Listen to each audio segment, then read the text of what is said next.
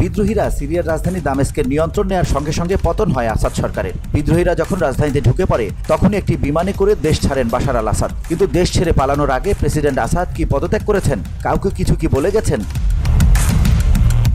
রোববার কাতার ভিত্তিক সংবাদ মাধ্যম আল জাজিরার এক প্রতিবেদনে বলা হয়, আসাদ সরকারের মিত্র রাশিয়ার পররাষ্ট্র মন্ত্রণালয় থেকে একটি বিবৃতি জারি করা হয়েছে, যেখানে দাবি করা হয় বাশার আল আসাদ পদত্যাগ করেছেন, এরপর সিরিয়া ছেড়েছেন এবং শান্তিপূর্ণভাবে ক্ষমতা হস্তান্তরের নির্দেশ দিয়েছেন।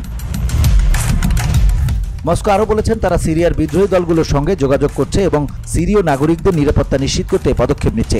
রুশ পররাষ্ট্র মন্ত্রণালয় আসাদকে উদ্ধৃত করে আরও বলেছে, আমরা সহিংসতার পথ পরিত্যাগ করার জন্য সমস্ত বিরোধী দলের প্রতি আহ্বান জানাচ্ছি এবং সমস্যাগুলোকে রাজনৈতিক উপায়ে সমাধান করার জন্য সংশ্লিষ্ট সব পক্ষের কাছে আবেদন করছি। এদিকে সিরিয়ার নিয়ন্ত্রণ নেওয়া বিদ্রোহীরা বিকেল 4টা থেকে ভোর 5টা পর্যন্ত রাজধানী দামেস্কে কারফিউ ঘোষণা করেছে। এর আগে অবিশ্বাস্য গতিতে একের পর এক শহর দখল করে নেয় বিদ্রোহীরা। জানা গেছে, সিরিয়ার সমস্ত সামরিক ঘাঁটি বিদ্রোহীদের নিয়ন্ত্রণে সর্বোচ্চ সতর্কাবস্থায় রয়েছে। VOD Bangla news desk.